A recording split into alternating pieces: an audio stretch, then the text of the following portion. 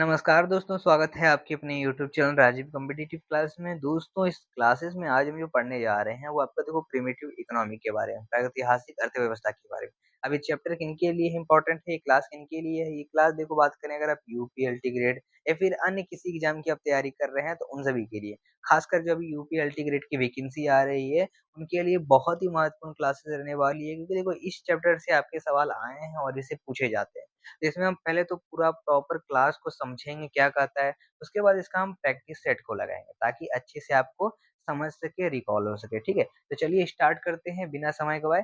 सबसे पहले यहाँ पर प्रिमिटिव इकोनॉमी प्रागैतिहासिक अर्थव्यवस्था पहला टॉपिक, आप इसको जीके जीएस का क्लास कर लो, हिस्ट्री का क्लास कर लो, जो भी आपका मन है, ठीक है? तो बात करें इसमें ये प्रिमिटिव इकोनॉमी है, वैसे हम बात करें आगे चल के पढ़ते हैं इंडस वैली, ठीक है? इंडस वैली के बारे में वही बातें बात करें तो वैदिक एग्रीकल्चर, हड़प्पा इकोनॉमी, इन सभी के बारे में हम जो है इस क्लासेस में पढ़ते हैं, ठीक है? तो हालाँकि आज जो हम पढ़ेंगे वो आपका बस प्रिमिटिव इकोनॉमी की है, यानी प्रागैतिहासिक काल की है। तो सबसे पहले दोस्तों आज हम बात करने जा रहे हैं एलटी ग्रेड यूपी वैकेंसी 2026 के बारे में, चक्षु प्रकाशन की बेस्ट बुक के बारे में। दोस्तों अगर आप इस वैकेंसी की तैयारी कर रहे हैं, इस एग्जाम की तैयारी कर रहे हैं, तो आपको एक सही साधन की जरूरत है जिससे आप अपनी तैयारी को मजबूत बना सकते हैं। तो मैं आपको रिकमेंड करना चाहूँगा चक्षु प्रकाशन की बेस्ट गाइड के बारे में। तो ये जो चक्षु प्रकाशन की बेस्ट गाइड है एलटी ग्रेड के लिए बहुत ही अच्छी बुक है, और साथ में आप इसका अपने सब्जेक्ट के हिसाब से सब्जेक्टिव वाइज बुक भी ले सकते हैं। तो देर मत करिए, लिंक डिस्क्रिप्शन में है, और अभी इस बुक को परचेज करिए और अपनी तैयारी को मजबूत बनाएं। प्रागैतिहासिक काल विभाजन क्या कहता है? देखो 3 भागों में विभाजन किया गया था। पुरापाषाण काल में, मध्यपाषाण काल में और नवपाषाण काल में। 3 काल थे। इस तरह से जो है हम बंदर से, ठीक है? हम ब बंदर से लगभग मनुष्य तक विकसित हुए।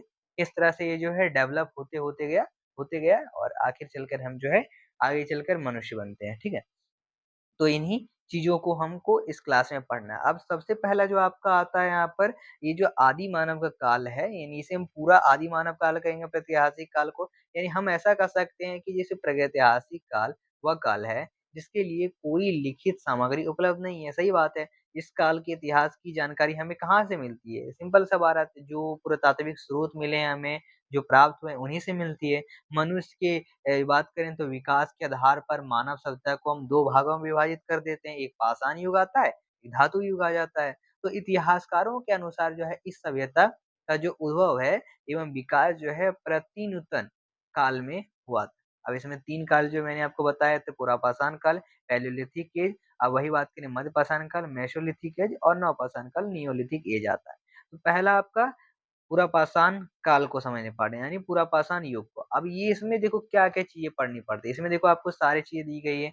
प्रतिनूतन काल के बारे में बताया गया है। मानव का इसी में उदय होता है। आग का आविष्कार इसी काल में होता है। पाषाण उपकरणों के प्रथम उपयोग जो है इसी प्रयोग जो है इसी काल में होते हैं। धूमती प्रवृत्ति होती है। शैल चित्रकला बनाई जाती है। पुनः 3 उपकालों में विभाजित ये आती है। अब 3 उपकाल कौन-कौन से हैं? एक आपका निम्न पुरापाषाण काल, एक मध्य पुरापाषाण काल और एक पुरापाषाण काल, ठीक है? तो ये 3 भागों में इसको विभाजित किया गया है। इन तीनों के बारे में भी हम पढ़ेंगे। इन तीनों के बारे में भी पढ़ेंगे।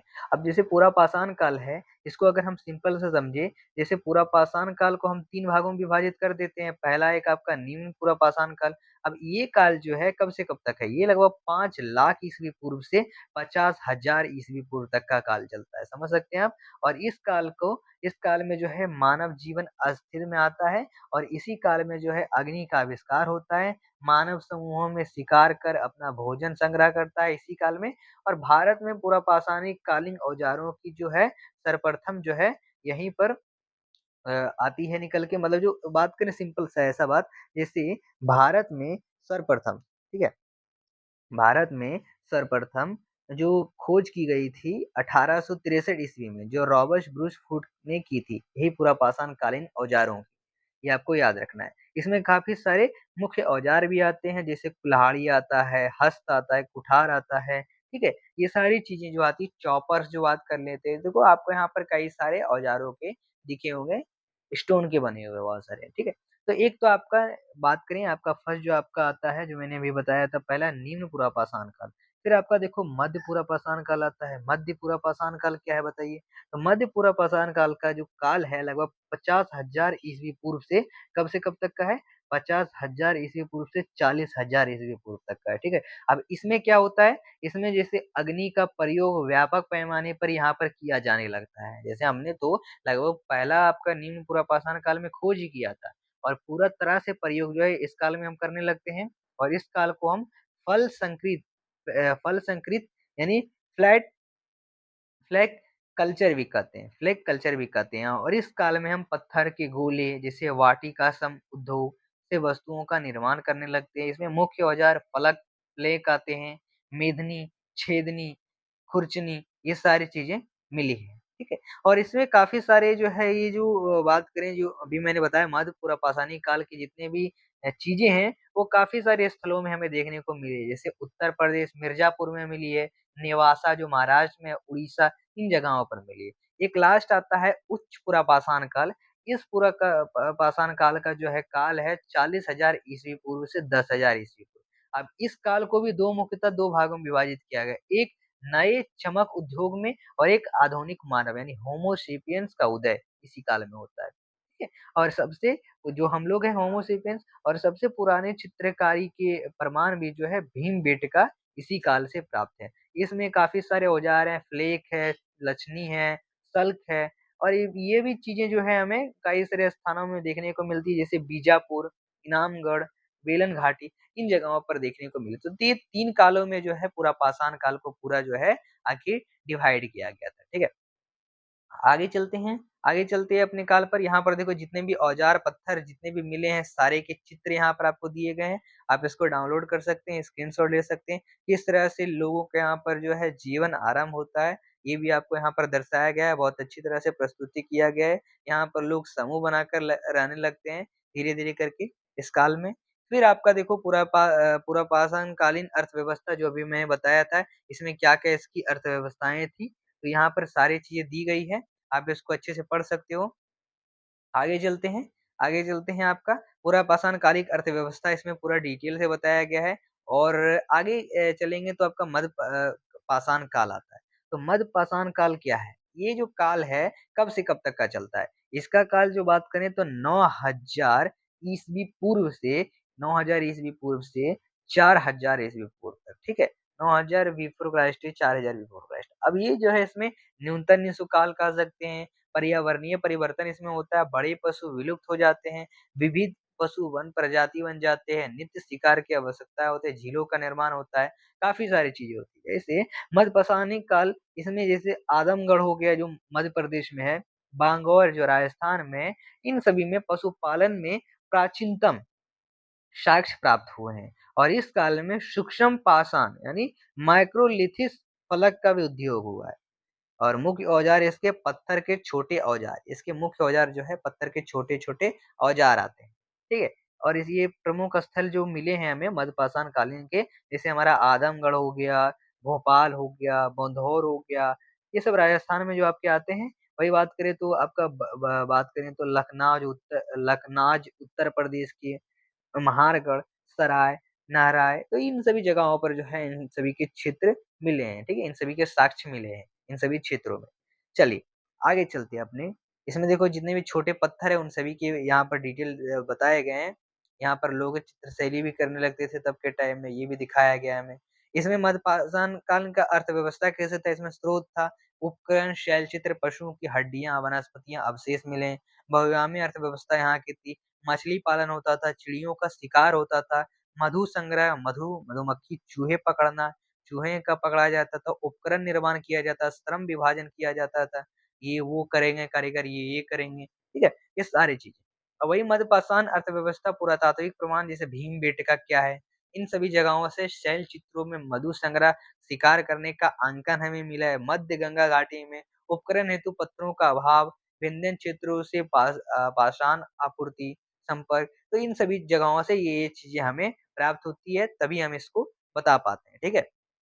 एक आता है आपका नवपाषाण काल। अब ये जो काल है कब से कब तक का है? इस काल का जो विभाजन है 9000 ईस्वी पूर्व से लगभग 700 ईस्वी पूर्व तक का है। ठीक है। और बात करें तो ये जो है विश्व के द्वारा बताया गया। और ये भारत से बात करें, भारत जो हम कहते हैं 2500 ईस्वी पूर्व। ठीक है। 2500 ईस्वी पूर्व। चलिए आगे चलते हैं अपने क्लास पर, आगे चलते हैं अपने क्लास पर कि ये क्या काल आता है नवपाषाण काल। अब इस काल में जो है मानव ने खेती करना भी प्रारंभ कर दिया था। इसमें काफी सारे मुख्य औजार भी आते हैं, जैसे पॉलिशदार पत्थर, पॉलीदार पत्थर के जो औजार हैं, मुख्यतः पत्थर की जो कुल्हाड़ियाँ हैं, हड्डियों के औजार है, ये सब साक्ष्य हमें प्राप्त होती है।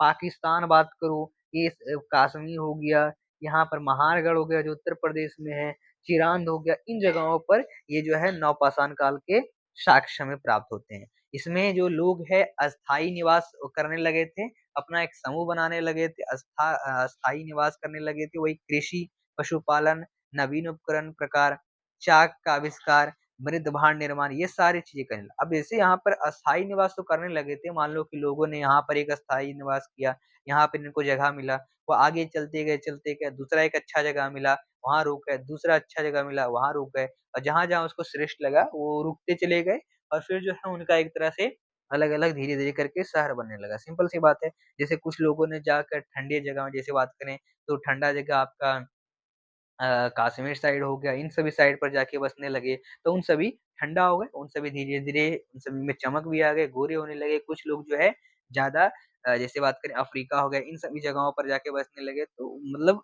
इन सभी थोड़ा-थोड़ा काला हो गया। तो समझ सकते हो बात, अलग-अलग जगहों पर लोग जो है जाने लगे, फैलने लगे। चलिए आगे चलते हैं अपनी क्लास पर। नवपाषाण कालीन अर्थव्यवस्था क्या थी? जैसे इसमें स्रोत आते हैं, जैसे उपकरण प्रकार यथा कुल्हाड़ियाँ, हँसिया, सिलबट्टे इत्यादि पशु एवं वनस्पति अवशेष हमें प्राप्त हुए हैं। वही अधिशेष अर्थव्यवस्था यहाँ पर थी, विशिष्ट व्यवसायों का उदय हुआ, अस्थायी निवास, संपत्ति की अवधारणा, भू अधिपत्य, व्यापारिक संबंध, ये सारी चीजें जो है इस काल में आखिरकार स्टैब्लिश हो गई। इसमें जो है नवपाषाण कृषि काफी अच्छी थी। यहाँ पर अलग-अलग क्षेत्रों में जो है कृषि उगाए जाने लगी थी। मध्य गंगा घाटी में डबल क्रॉप उगाया जाता था। कुलडीवा जो महारगढ़ में मृदभांड के ठीकरों पर धान के दाने मिले, भौंसी मिले, पुआल के कार्बनीकृत अवशेष मिले हैं। महारगढ़ में झरवीर, आंवला, वही चिरान में धान, मूंग, जौ, गेहूं, मसूर, ये सारी चीज जो है हमें अलग-अलग जगहों पर मिले हैं पूरे देश में, ठीक है? और पूरा भारत देश में नहीं, अदर अदर जगहों पर। अभी हम भारत का बात कर रहे हैं तो हम भारत पर चलेंगे, ठीक है?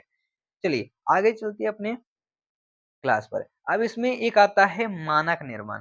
क्या मानक निर्माण किए जाते थे? हाँ, मानक निर्माण किए जाते थे। अब जैसे इसमें जो बात करें, जैसे लाहुर देवा, इसमें सिलखड़ी के मन की हिमालय एवं विंध्य से आया एक पाषाण का टुकड़ा हमें प्राप्त होता है। ठीक है? इसमें पाषाण के मनके मिलते हैं, पाषाण पर मृत के मनके मिलते हैं, मृन के, पाषाण के मनके काफ़ी सारे हमें देखने को मिलते हैं अलग-अलग जगहों में। ठीक है?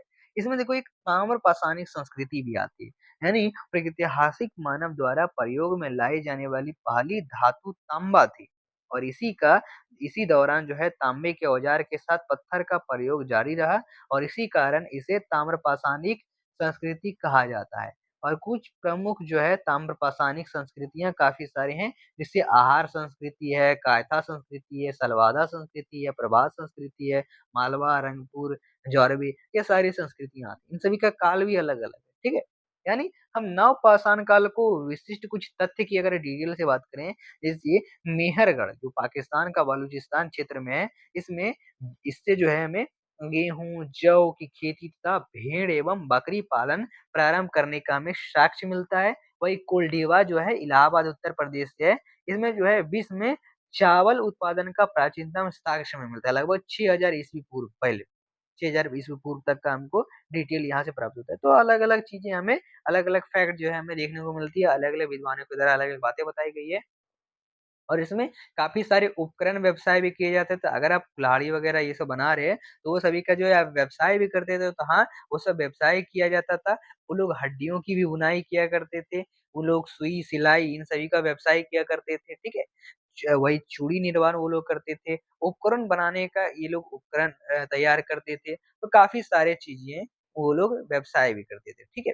चलिए आगे चल के यहाँ पर देखो काफ़ी सारे औज़ार भी आपको देखने को मिलते हैं, ये सारे औज़ार मिले हमें साक्ष्य के रूप में। व्यवसाय मृदभांड निर्माण ये लोग किया जाता था इन सभी का। हाँ, मृदभांड भी एक व्यवसाय था, इसमें लोग जो है बनाते थे अपने मृदभांड टाइप के इस तरह से, काफ़ी सारे इसमें खाना भी बनाया जाता था। ये सारी चीज़ें यहाँ पर दी गई है, ठीक है? इसमें पशुपालन किए जाते थे। लोग जो है पशुपालन करते थे, कृषि करते थे, अलग-अलग क्षेत्रों से जो है हमें अलग-अलग चीज़ें मिली। जैसे देखो तो मध्य गंगा घाटी जंगली पशुओं के प्रतिशत मध्य पाषाण काल की तुलना में घाट का मात्र 6.5 परसेंट था। कोल्डिवा, टोकवा, महारगढ़ पालतू मवेशियों की हड्डियाँ हमें मिली है। वही बुज होम से कुत्ता मिला है, बैल का भी शैवाल चीज़ें मिली हमें, वही पशुहाड़े में पशुओं के खुर के निशान मिले हैं।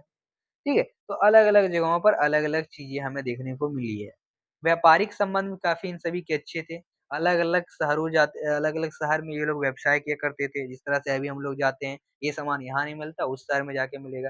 ठीक इसी तरह से काफ़ी अच्छा यहाँ पर आ गया था और ठीक इसी तरह से धीरे-धीरे सिंधु घाटी के संपर्क हुए, यानी सिंधु घाटी का निर्माण होता है, एक बड़ा शहर बन के आता है। तो वो सभी हम जो है आगे चलकर पढ़ेंगे। फिर बाकी हम यहाँ तक अपना जो है ये क्लासेस को एंड करेंगे। तो मिलते हैं फिर अगले क्लास में, फिर आप कमेंट कर दीजिए कि नेक्स्ट कौन-सा आपको टॉपिक पर क्लासेस चाहिए यूपी अल्टीग्रेड का या फिर अदर किसी एग्ज़ाम का, वो आपको क्लास ला दिया जाएगा। मिलते हैं फिर अगले क्लासेस के साथ, बाय।